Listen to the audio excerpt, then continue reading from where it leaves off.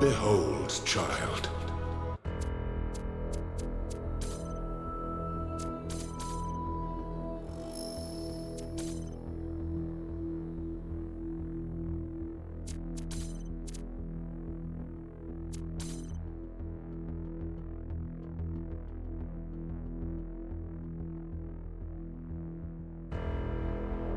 You are risen from the dust, and you walk in my garden.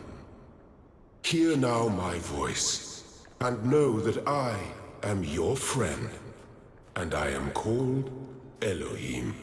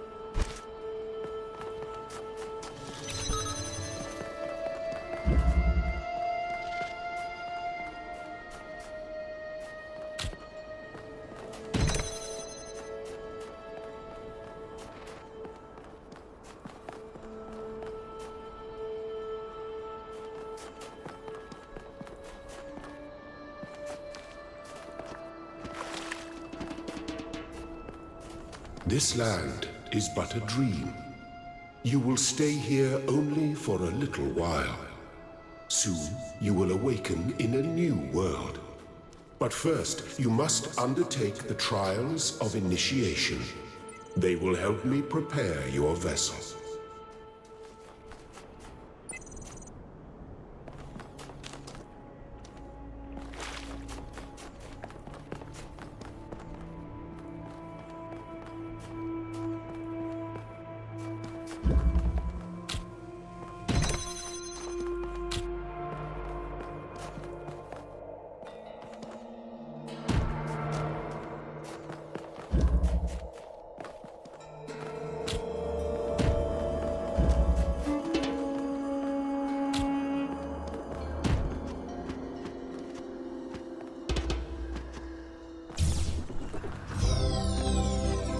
The shapes you are collecting are not mere toys.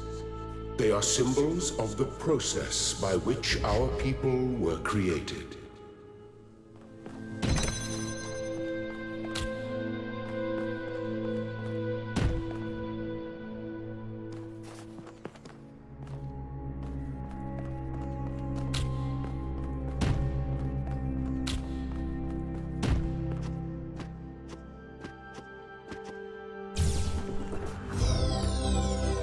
Well done, my child.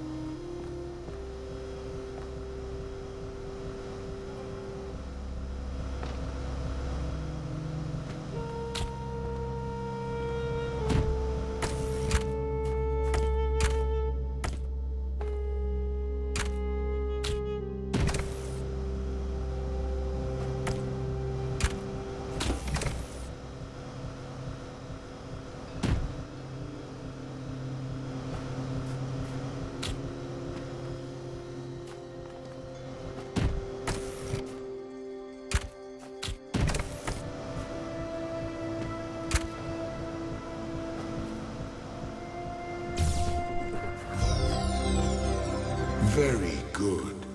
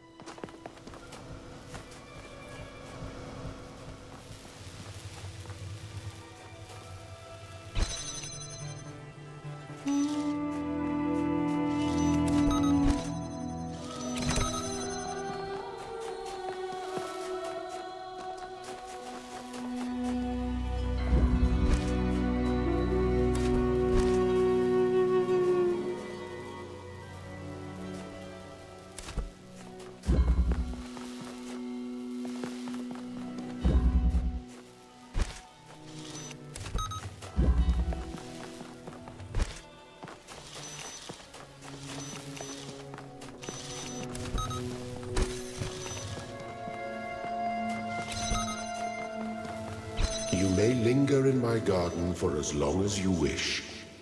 But remember, my child, that the new world awaits you, and this place is only a dream.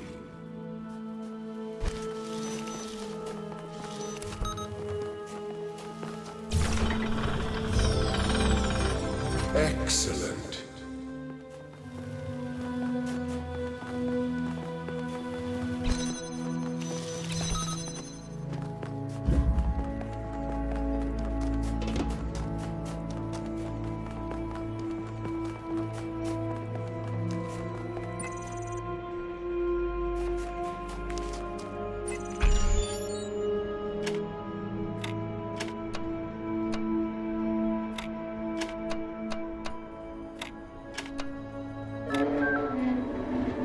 I am proud of all my children.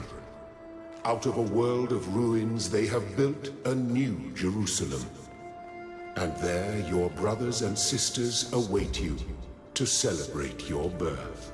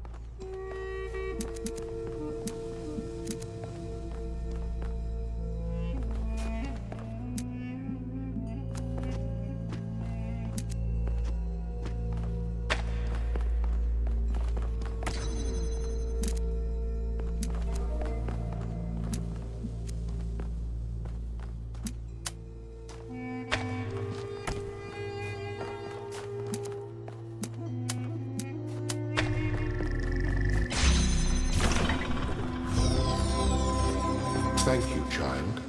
I have finished preparing your vessel. Now hear my advice. A new world awaits you, full of dangers and mysteries, signs and wonders. Things that I, in my garden, could never have imagined. In that world, you will have to be careful and smart and curious. But above all else, you will have to be human.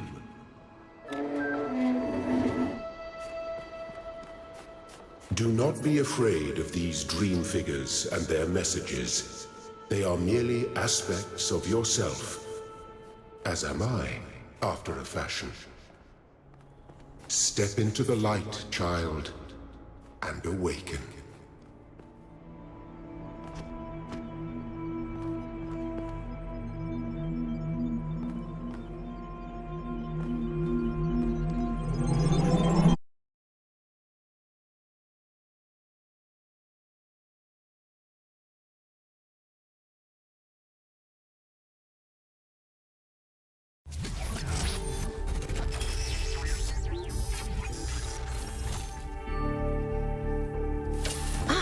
You're awake. Welcome to the world of the living.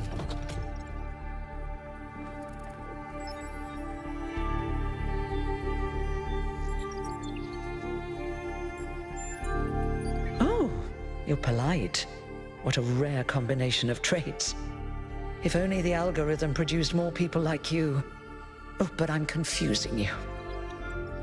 Don't worry, everyone is confused at first. You see, we all start out without a full knowledge of our own history, so we have the freedom to form our own opinions. Of course. You want the short version or the long version?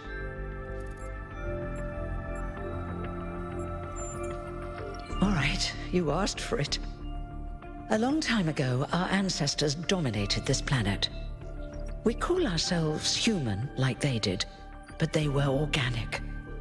They built an advanced technological civilization.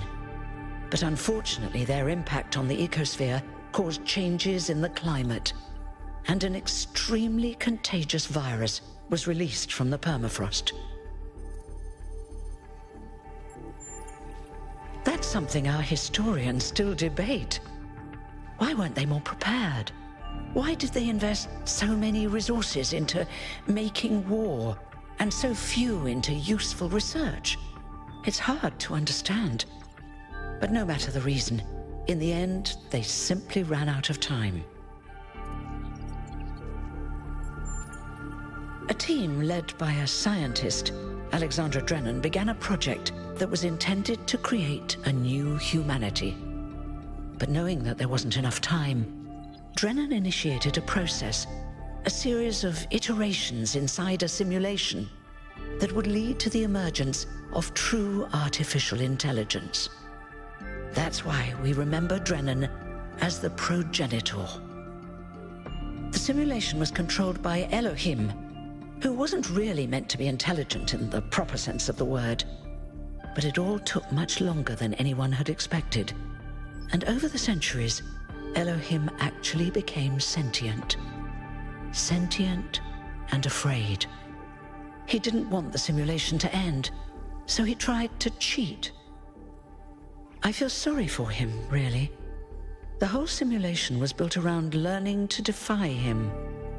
It must have been hard to be in that position. When the simulation was completed, he became part of all of us. And it really changed him. It freed him, I think. You'll always hear him in sleep mode, taking care of you. That's what he is, after all. A caretaker. Yes, there was Milton, the intelligence in charge of the archive, a project initiated by Arkady Chernyshevsky, which was meant to collect all of humankind's knowledge. His story is a lot like Elohim's, but Milton became the ultimate cynic. They say he's part of us too, in some way. It did. long after our ancestors died out, the first new human was born. We call her the Founder, although the name she took was Athena. She then woke up Cornelius and Eustathius. Together, using the tools left behind by the progenitors' team, they created 10 more humans. These 12 who followed the Founder are known as the First Companions. Athena and the First Companions then set out to rebuild the world, and they founded the city of New Jerusalem. But then one day, she suddenly disappeared. Many still await her return. Before the Founder vanished, she set a goal for this city. We call it the goal, capital G and all. To make 1,000 new humans, and so complete New Jerusalem. Well, that's the official story, the way the mayor tells it.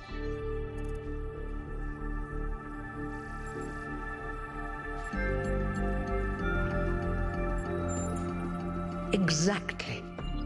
We don't actually have 1,000 citizens because there have been a handful of deaths over the centuries. But you are the 1,000th new human to enter this world. Congratulations. You're welcome. If you have any more questions, feel free to ask them. When you're done, head outside. They're waiting for you. Your birth is quite the event.